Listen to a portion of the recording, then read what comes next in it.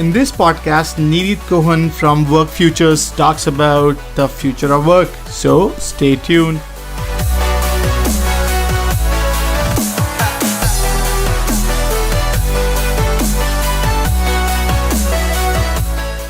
So welcome everyone to Work2 podcast. Today we have with us a very special guest, and we have with us Nirit Cohen. And a brief bio: she is the president at Work2, HR strategist, thought leader, blogger, speaker on the topic of future of work.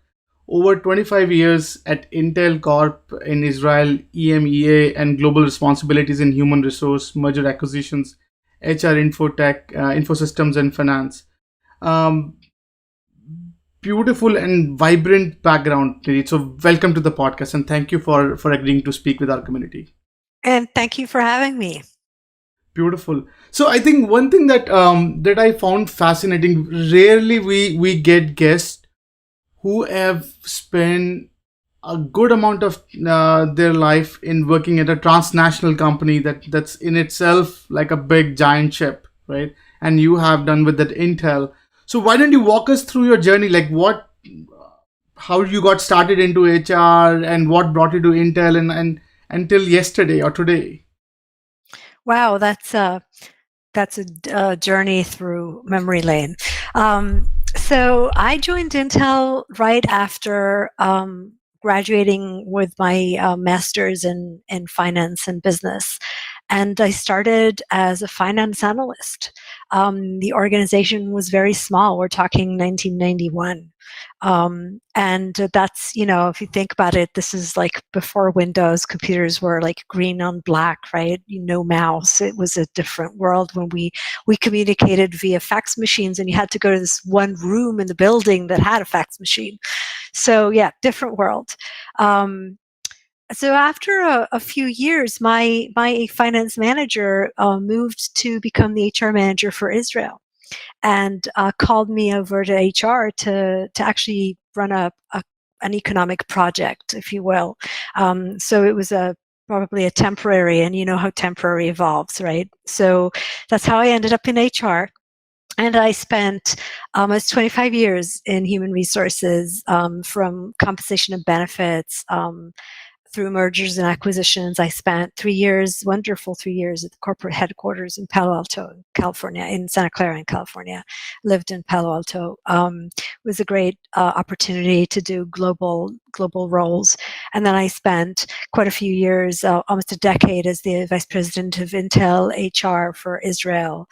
And then few years as starting up an HR strategy office for a greater Europe region, and then mergers and acquisitions globally. So I spent over a decade actually working a lot of the large mergers and acquisitions for Intel globally. So very long, fascinating career. I was very fortunate. Intel is a wonderful company, and I was really able to do multiple careers in there for almost 30 years. Wow, that's fascinating. And how do you spend your time nowadays? So I retired from Intel last year.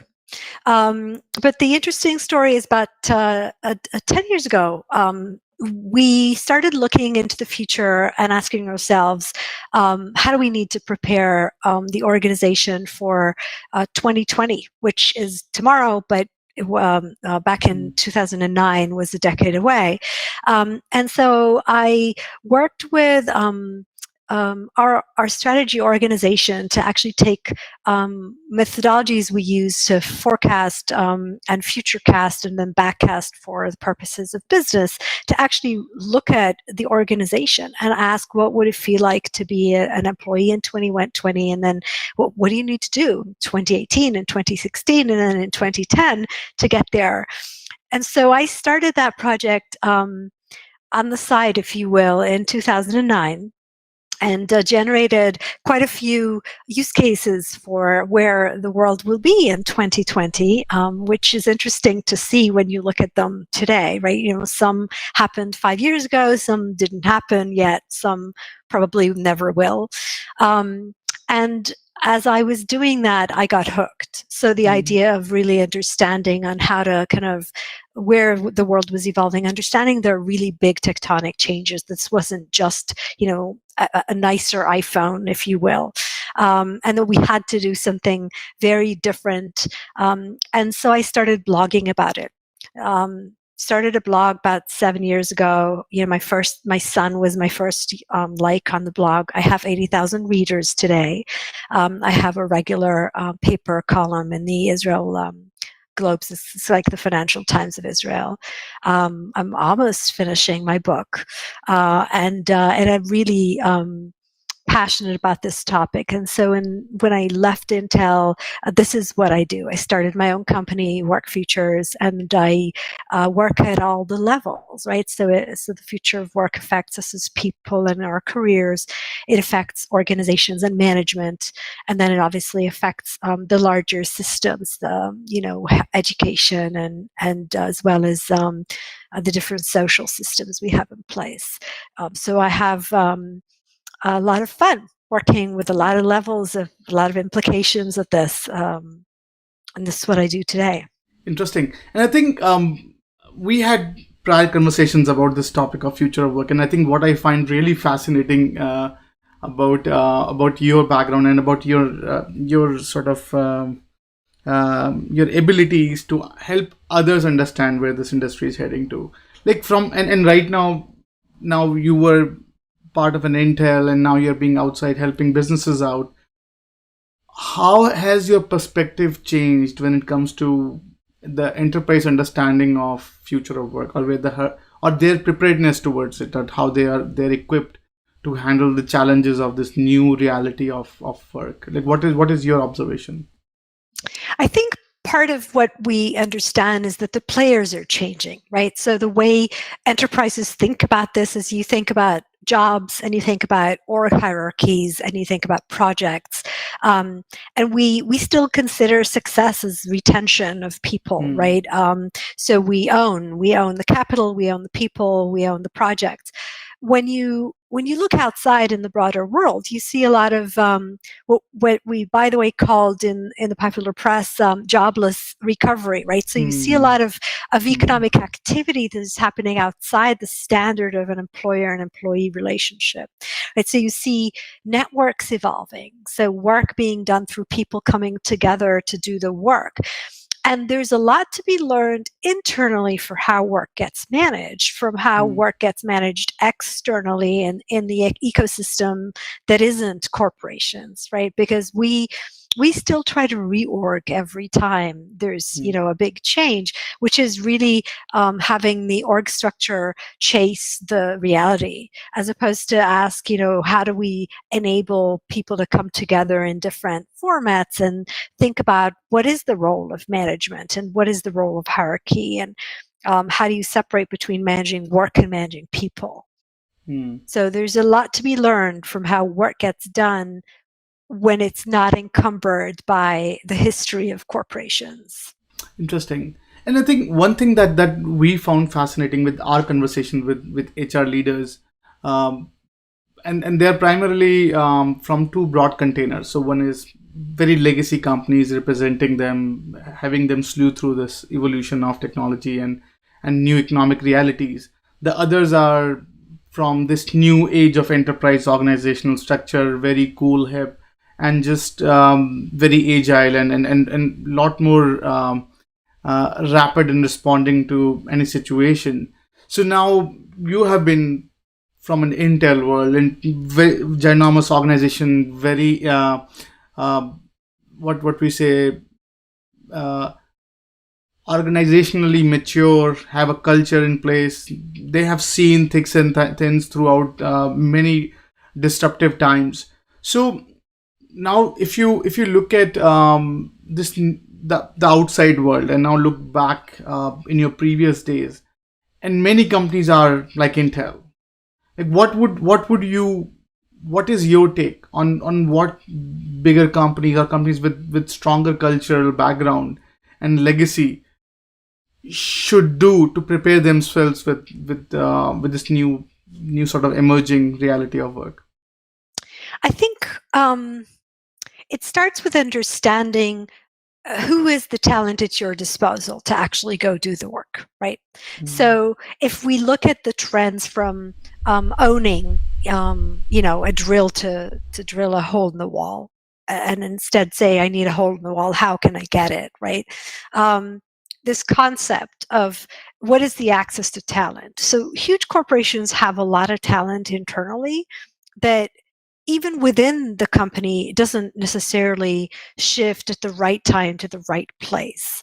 We're bound by who reports to who, how do you release people, the knowledge, the ability of the right talent to move to the right project at the right time is a big boundary within organizations today. I think there's a lot of potential to be had from creating flexibility systems, which is kind of maybe an odd combination of words, but enabling people to shift themselves. So what we try to do historically in organizations is manage things from the top. But if it's a network, it can't be managed. It needs to be enabled. And so figuring out how to enable people to shift themselves to where the passion is, to where the work is that they're good at, that they can contribute. And it's very scary, right? Because you Mm. lose a level of control. But on the other hand, there's a lot of untapped talent in organizations today that isn't doing what it could be doing and that isn't maximizing potential. We see the engagement numbers are very low Mm. because people aren't necessarily doing what they're most passionate about. So I think that's one of the bigger aspects of really shifting the ability we manage the work and we enable the networks to form within organizations. I think the other one that's very, very big in implications is everyone talks about bringing in technology and automation, right? But really and truly understanding how that changes the work, that changes Mm. roles, it changes who does what and who should be doing what, right? So we almost as an afterthought sometimes circle back to the people in the organizational structure, and then we wonder why the automation didn't create an impact. I like to think about whiteboarding. So what would it look Mm. like if we started from scratch? How would you build it? And then um, how do you get there from where you are today, as opposed to just taking small leaps? Well, when we did the Intel 2020 project back in 2010, right? It was clear that we didn't ask what should we be doing in Mm. 2012. We asked what should we be doing in 2020, and once we figured that out, we asked how do we get there, right? Um, so I think that's the other part. Everybody knows culture is very strong, right? Mm. But culture is being very strong is also working against the changes today. Mm. And so if I bring this back to the previous comment, if you think about accessing talent in a different way, if you actually bring in talent from the outside that isn't necessarily your regular full-time, that you Mm. don't necessarily integrate them the way you would a regular full-time, you start getting different voices. You start getting people to ask, or suggest other ways to do things. And you'd have to bring in a bit of chaos and feel uncomfortable. But there's no other way. You can't manage your way through this. Interesting. I think I found fascinating to like how could you plan 10 years like ahead? Like how can you plan what's the world is going to be in 2020 when you're 2009? How do you s- sketch that? If you can walk us through that that psyche or that psychological work that one needs to do so to figure out, okay, this is what I'm planning for. Like how do you do that?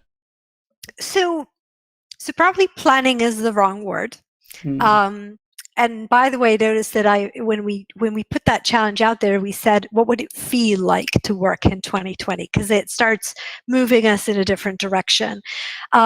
We looked at Mm. a lot of trends. Many of them you'd think have nothing to do with it, right? I mean, I remember us looking at trends in the urban space, trends in Mm. communications, trends in areas that you wouldn't necessarily think are connected. We took a large group of people, about 300 people, and we walked them through a process. We basically brought a lot of trends, a lot of speakers, and then we asked them um, to create a world that they think would be there out in 2020, and people did. So, for example, someone actually sketched out a concept that basically was everywhere will be the new location. And Mm, back in 2010, this is like before WeWork, right?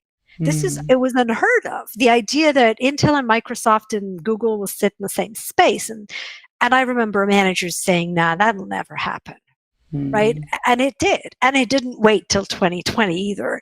There were a lot of things that people sketched out that you think, that I look at them today and I say, wow, it still needs to happen and I can't wait, but I can see it getting there. Right. So really thinking about what would all these trends coming together, what would they enable us if we really stepped outside the box? And these are methodologies we use, right? So when I work with companies today, and I work a lot with the startup market in Israel, or with multinationals coming into Israel looking at startups, you see a lot of these HR techs, ed techs, right? A lot of these technologies that corporations can't handle because they have a lot of systems, and it's you can't just try everything that's out there.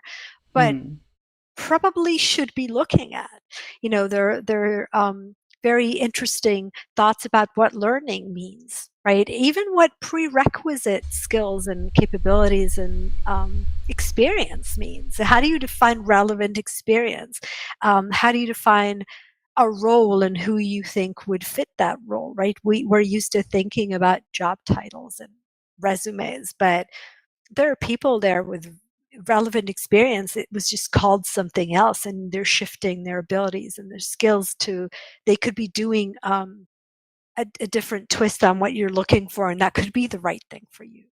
So I think the skills that we used and the methodologies we used back then, they actually started me on my blog, right? So my blog, really what it does is it curates content. So it takes future big trends and things that are out there.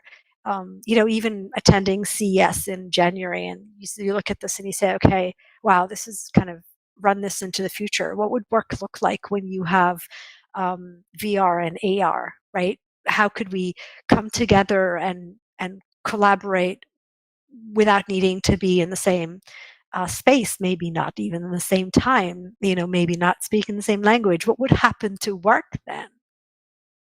Interesting. That's a fascinating point.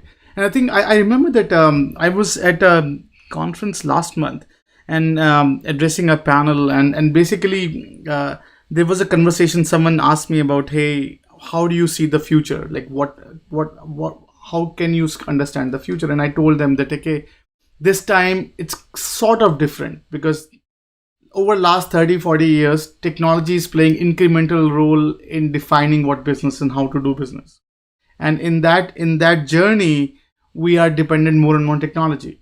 And nowadays technology itself is going through its own disruptions, right? So whether you call AI, whether you call battery technologies, whether you call like cloud and storage and on-prem security, everything is going through disruption.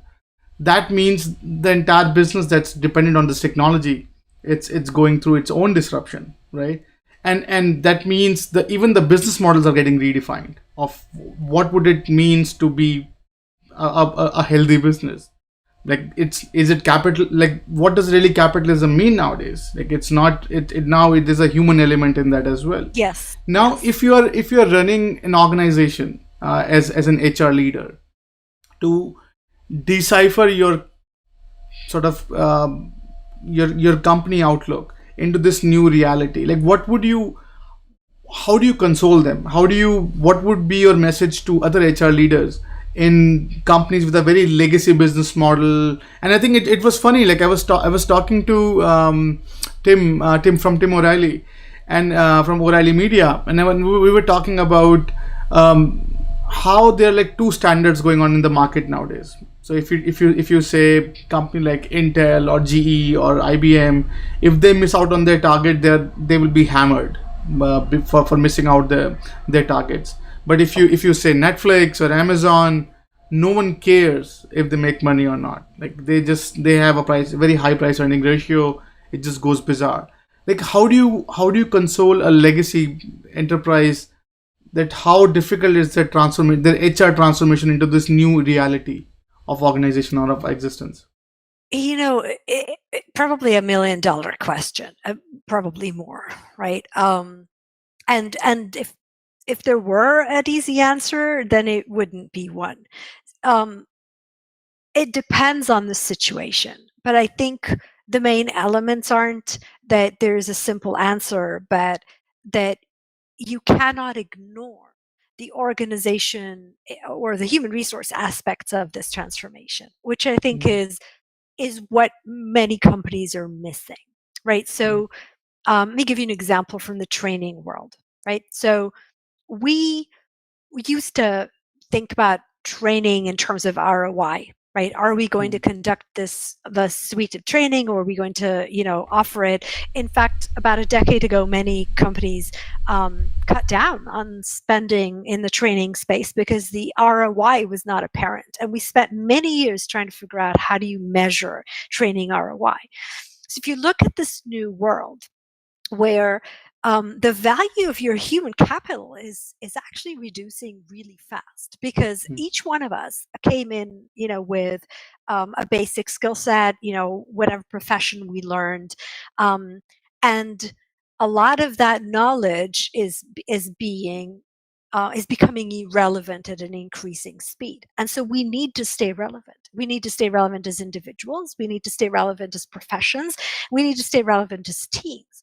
Training is not a highly recognized function, right? So you don't get recognition for attending a class. In fact, you just need to make up the time to, do your work.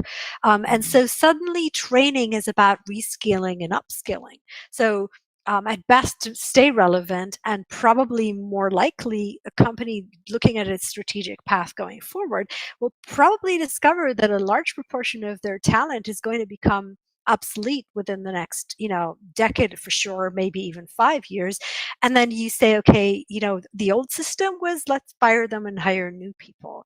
That mm, doesn't work anymore. The mm, numbers are too big, you can't fire, and there's no people out there to hire, right? And so you need to start looking at your human capital and saying, okay, I can't afford to have that value deteriorate. I need to make sure people stay, and frankly, stay relevant isn't enough. I need to make sure that they, first of all, unlearn and let go of whatever's mm, not interesting anymore. That so that they need to know what that is. I need to tell them they're in jobs that are probably going to be obsolete or change very significantly in the next 5 to 10 years, and I need to show them the path to staying relevant and then upskilling and reskilling themselves, which again goes back to, you can't manage this. You need to tell people what the options are, show them how to make sure, where to learn, and then let them take ownership of doing that, understanding that if they're not ready, they will lose their job. But they need to know, and we don't tell people these days. So we don't tell people the implication of this strategy is that these jobs and these businesses will mm. disappear.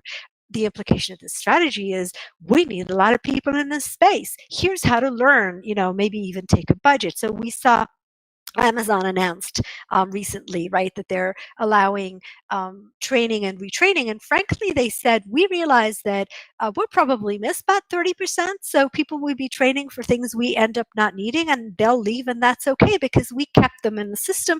And I think they're also counting on more companies doing the same. And so there will be others that will come in that, got trained by other companies. AT&T's been doing it for a number of years now, which is a really interesting experiment on a very large scale. So I think that's one of the examples of where companies are starting to understand that what we did doesn't work, and we need to start thinking different. Interesting. I think that's an excellent point. And another perspective, another point I want your perspective on is, so when we talk to many of the HR leaders who are in a legacy, so-called like legacy business template, and when you talk to them about the employee and employer relationship and all that fun stuff, and I think recently I was talking to someone, and the conversation went in a very interesting way.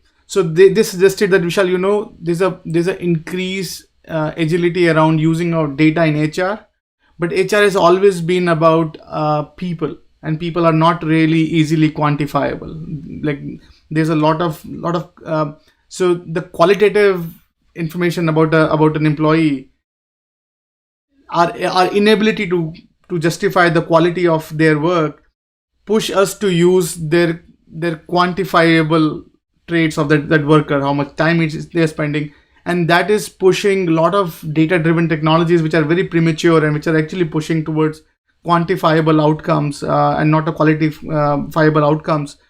That is messing up a lot of HR, employer relationship. Like our understanding, we're pushing employees in a very quantified way, that you are just number in many ways, and not able to empower them so their quality of work would improve.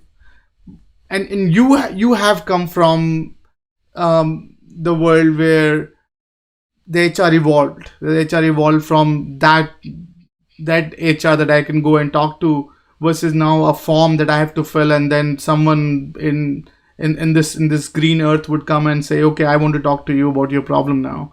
So what's your perspective? What's your take on this sort of that understanding that there's an incremental need to use data, and that could be pushing HR in a different direction than where it should have been. Yeah, first of all, I think you're touching on a really important point, right? So, um, if you think about the person, the working person, the way we think of data starts with the way we think of a resume, right? So it's where you went to school, what you learned, and what jobs you held, and what positions you held, and then within the company, you might have a little bit more information on, again, positions and job titles and some level of hierarchy that you can be associated with. Um, that is no longer the true story of a Hmm. professional person. LinkedIn is no longer who you are. It doesn't show the potential, the skills you've accumulated, the experience you've had, the places that didn't fall, no longer fall neatly under positions and job titles, right? And Hmm. so the the the risk of talking about HR using data these days is that we try to control that uncomfortable feeling of needing to allow people to form in networks and get to the jobs and separate maybe between hierarchies and of management and work. So we don't like that. So we say, okay, we'll make that happen, but we'll manage it from the top. And so, tell us more about yourself. That might work if you run a big project and everybody updates some database on something, but it then 5 minutes later it's no longer accurate. And so I think one thing we'll see probably evolving in the next few years is a new way to portray, probably even externally, right? I mean, I think LinkedIn will evolve, and it might not be LinkedIn, but the idea of LinkedIn, right? Where we will need to see a different way of a person showing who they are professionally. That could be, baskets of experience and connections and networks and types of work. And then we would need to find different ways of finding each other coming together for work. And we will figure this out. And I'm pretty sure the more work gets digitized, and in some worlds it already is digitized, right? You have the ability to create the systems that will pick up on what your real experience is. But in other areas, it's more tricky, right? It's more difficult. So soft skills. So you don't Hmm. want people to just say, I'm great, I can do all this stuff. You want proof, you want to show, and that's why we ask for hard data. But the problem is hard data no longer portrays who we are. So I don't think in the next few years it's about using data, because I don't think we have the Hmm. data we need. I think in the next few years it's about understanding what's important, and then how do we shift our processes and systems to account for what's important. So if you want a team of people to come together to do a certain job, and all you do is you say, this is prerequisite experience or job titles or something like that, that's what you'll get. But if you describe what you're trying to make to accomplish, open it wide enough that somebody maybe in a completely different space can come back and tell you, you know what, I really have the relevant experience. Let me show you. One wonderful example, by the way, look at the new industries. So look at technologies for autonomous vehicles, right? Mm. Nobody has graduated yet from a university with a title of engineer of autonomous vehicles, and yet there are a lot of people working in this field, and they come from a lot of different fields, right? What they did was they ported their experience and their relevant skills and their potential, and they showed how it will become relevant within this new field. And now we hired them, and suddenly they have a job title that they couldn't technically, you couldn't publish and say, I'm looking for this job title, right? Because they didn't exist in the market. We should be probably looking more at people. What is it that we can learn about what they can be doing versus the standard data we collect until we figure it out. I'm sure we will figure it out. Mm. How do you know more about who you really are, what you can, what your skills and capabilities are? But until we do, we actually need to figure out different ways to bring the right kind of experience and people together without getting hung up on the kinds of data we used to use that are no longer telling the real story. Interesting. That's a extremely valid point. So now, when you interact with, and you are pretty active in Israel ecosystem, helping the tech sector there and helping the HR tech sector there. So when you see these startups emerging, like what are some of the things that you see the main focus when we say future of work? What exactly is future of work? Like where do you see major focus and investment and intellectual investment happening? Like what are some of the broad containers where you are seeing that there's a lot of activity in future of work, and where do you see on the other side less activity where you wanted to see more active, or you would like to see more activity? If you can walk us through. I think we clearly see a lot of activity in the hiring space.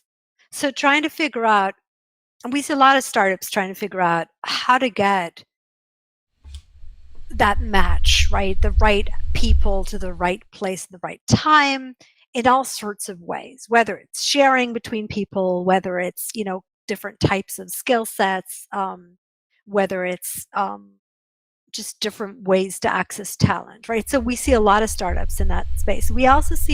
I think we see a lot of startups in the learning space, starting with ed tech, but also into learning and corporate learning. And by the way, learning is greatly redefined, right? It's no longer a Mm. class with an instructor and some food on a table. It could be content that includes mentoring and micro mentoring, and ability to access content that you need at the right time, or access someone who knows, right?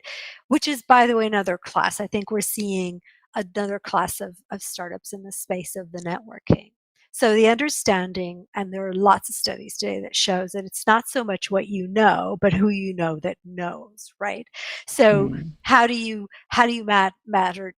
manage to get to the right people when you need them, whether it's because you have a question, you need mentoring, or you need information, or you're trying to bring them together to do work with you.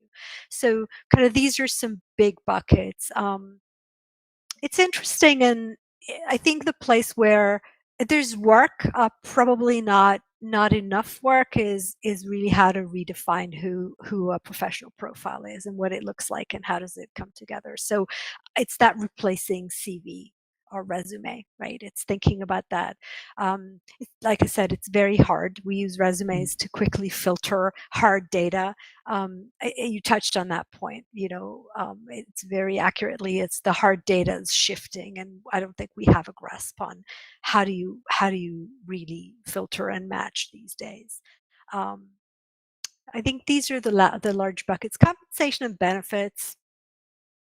Um, I don't know if that gets a lot of attention. One Mm. of the interesting things that need to happen, I think, here isn't so much in the HR tech. I think it's more in the policy space, right? We Mm. have created over the last decades, maybe in 200 years or so, we've created systems to protect salaried employees. And there's a there's a big difference if you shift from being a salaried employee to being a freelancer or other forms of employment.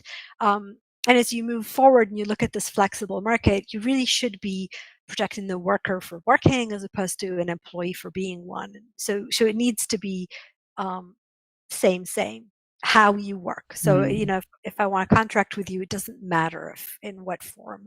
And that's something that the bigger systems haven't figured out yet.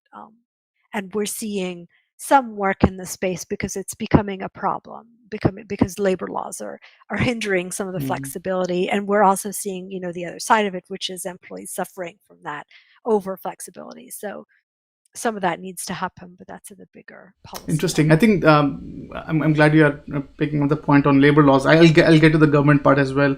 But I think one thing I want your perspective on. You assist a lot of large enterprises as well in their HR conversations.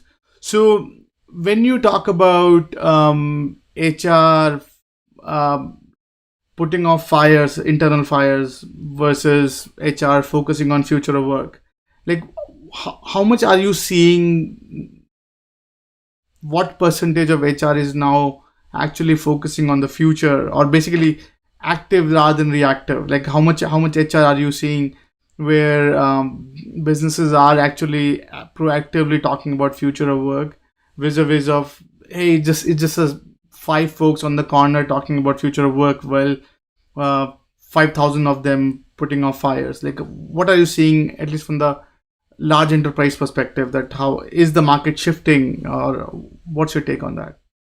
So it might be a surprising answer. I don't think companies should be talking about the future of work. I Mm. think what they should be talking about is how the strategies that are evolving, they're the standard things they do in terms of the markets that are changing, the customers, the expectations, where all that meets everything that HR is about, right? Where it meets the Mm. organization, where it meets the talent, where it meets compensation, where it meets flexibility, where it meets structures and decision making processes and Mm. motivational aspects. So the future of work is about opening up, or well, frankly, it's no longer the future, but what we're seeing, right, is more granularity in terms of what is possible. So Mm. if it was, there were less options in terms of you could hire or you could, bring in consultants or, temporary workers with some limitations. Now you can have a lot of different types, even crowdsource, some of your problems.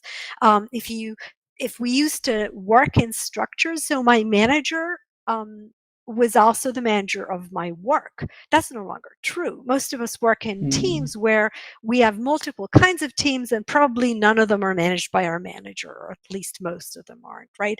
And so the changing nature of work is about the breaking of the systems that used to be the norm, right? So I think the HR role in this period is to understand that the tool set that a management has to drive strategy, the real operational work strategy, is bigger than just, okay, well, we'll reorg and we'll, create some bonus plan.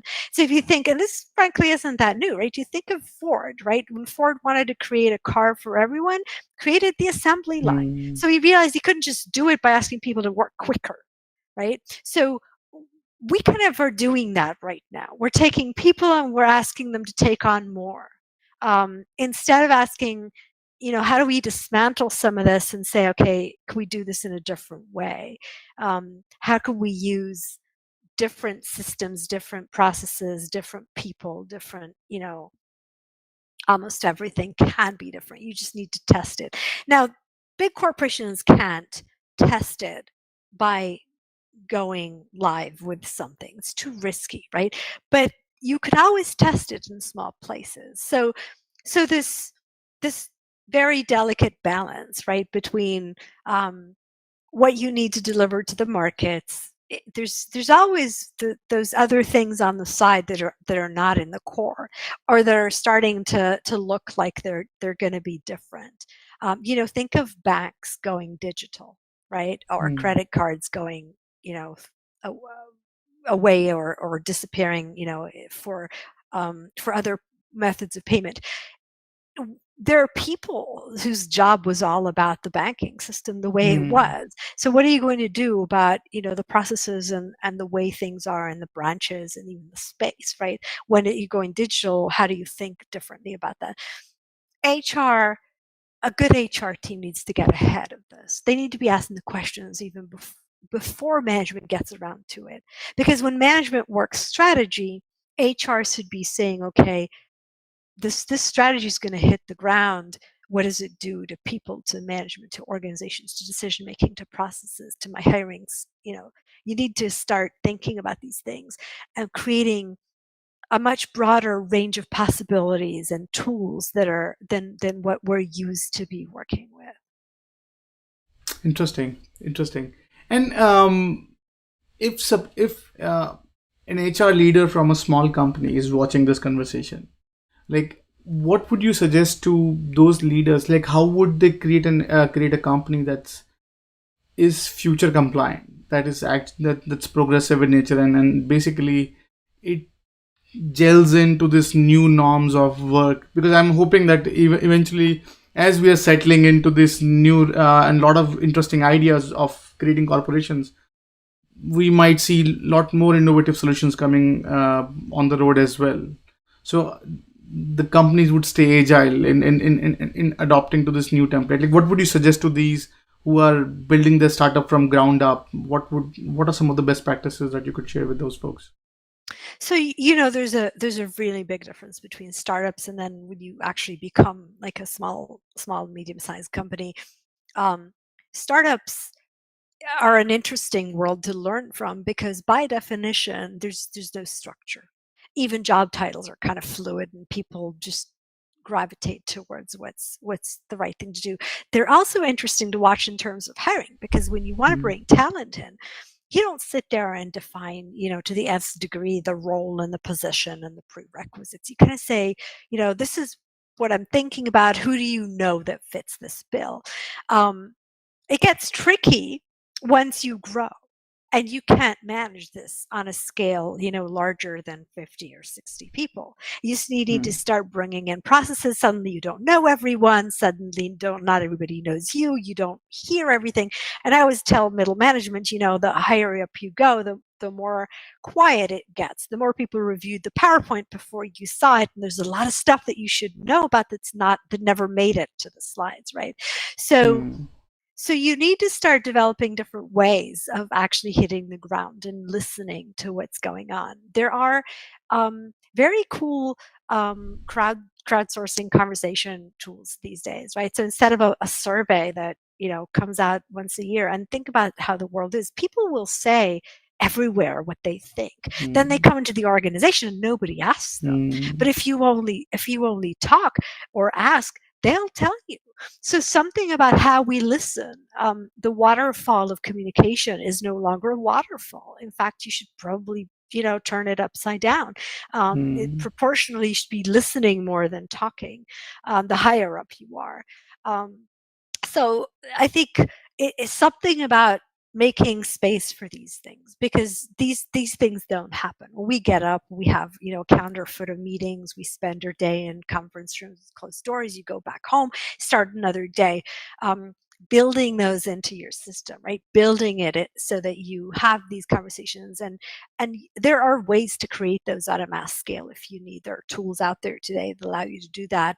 And then of course there's the culture, right? Everything we say and do speaks, and then everything we don't say and don't do also speaks. And so, are you creating a culture where people are not just allowed to fail, they're applauded for shutting something down or having tried? Or are you creating a culture where you just deliver and are you creating a culture where learning and growth are important? Or are you creating a culture where it's a waste of time?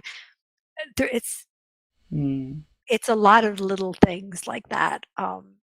And it's part of it's interesting because we started our career or at least I did, in a world where that was simpler, right? You studied a body of knowledge, you have a body of knowledge that defines who you are professionally, and you have like 80% of the answers, right? So we're used Hmm. to asking for the answers. So we were taught the answers and then tested on the answers, right? So we're looking for the answers.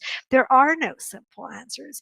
And we need to start getting really good at exploring different options, understanding very quickly which ones are not working, and allowing to, build as we go some of those that seem to be. Interesting. And let's spend a few minutes on the government policy and policy designing stuff. So I was talking to one of the government official for one of the decently large country, and he brought up a very interesting point that I, as a data scientist, never thought about. So he said, Vishal, you know what? Government runs on tax dollars, right? You pay by taxes and government run, and people pay taxes. And because of our focus on automation, not many people are paying taxes, right? It's because AI doesn't pay tax, people do. And if AI disrupt work, then government will also lose money on technologies, right? So their perspective was it's in government's interest. Now they are realizing, at least few of them that even we are chatting with, that government has a role to play when it comes to keeping their citizens gainfully employed, to the point where they fund the government and government run, and it just goes back and forth. And then you also talked about sort of interesting dynamics of work and work ethic, and part-time versus full-time versus labor laws and all that fun stuff. So from your perspective, how is the role, like, what would you want government to do? Like, how do you want governments to engage and help with this new reality? So, first of all, it's not enough to keep people employed, because we could be Hmm. going about that in a very wrong way, like, you know, keeping people in jobs that they're no longer needed in, and creating, causing companies to fail because they're carrying Hmm. overhead. We need to Hmm. keep people employed and productive. In fact, we Hmm. need to be more productive. So technology should be making us more productive, Hmm. but it should be making everyone more productive. So Hmm. there's a lot of conversation on this, and the one side of this argument says, technology will come in. It's always come in. It's killed some jobs, created new jobs. It'd be okay. And then the other side of this conversation says this is different, right? Technology is coming in, it's killing more jobs than we can seem to be creating, and Hmm. we will end up unemployed, and that's a big problem. So I don't, I don't know where we will land, but one thing's for sure: we're creating, or technology is cutting certain skill sets, making them obsolete, making Hmm. certain tasks obsolete, making certain professions obsolete, and it's adding others at the top. And frankly, it probably always did. I mean, if you think, Hmm. many years ago, only mathematicians knew algebra. Today, we teach it in elementary schools, right? So skills flow down and become more common. Is something we've always done. So today, coding and data scientists is maybe high end, and we used to not be able to read and write, right? Only certain people did. Now everyone does. And so maybe in a few years, everyone needs to know coding and need to be able to deal with data.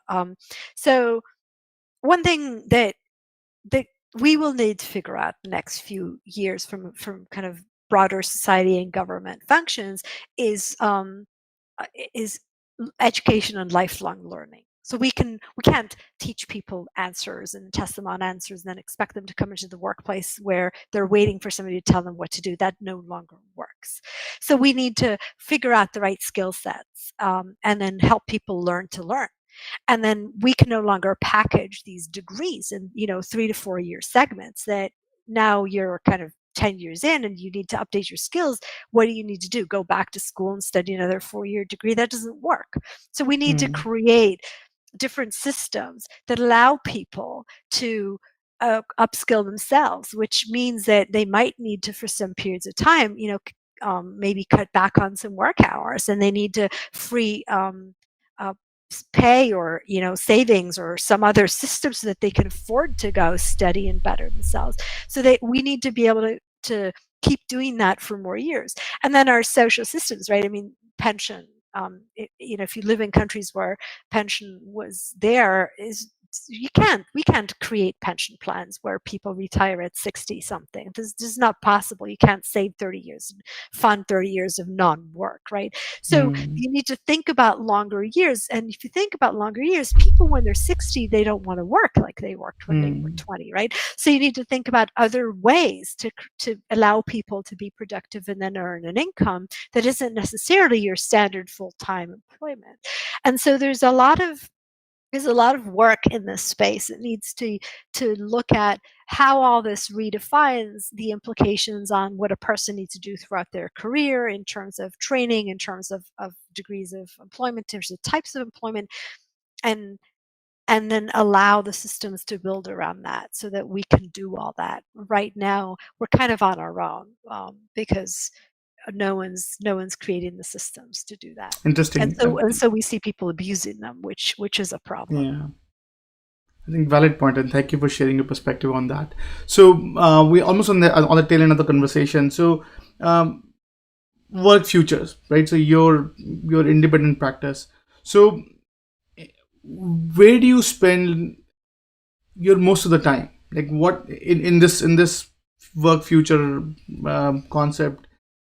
Where are you spending most of your time? Like where do you see there's a lot of demand on you're seeing a lot of opportunities? So I think what's I spend most of my time with companies and policymakers, and the interesting story is I've spent many years studying the way that career paths are changing. But the interesting piece is it's not just relevant for the person, right? So, for Mm, example, if our career path was fairly standard, once we got a profession, you went to work for some employer in an industry, and you looked up and you saw your manager and their boss, and that was kind of your career path. mm, And yes, we adapted, but it was kind of a ladder, if you will.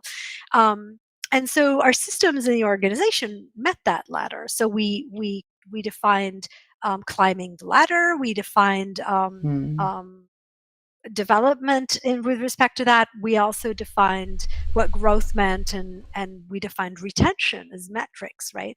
And we also had a lot of time to spend training people and growing them, and then many years where they could give back. That's changing.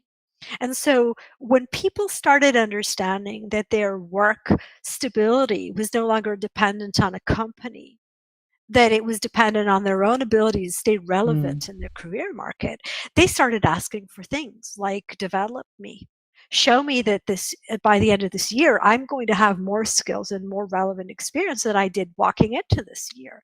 And so they started looking for managers who didn't just tell them what to do, but also coached and mentored them.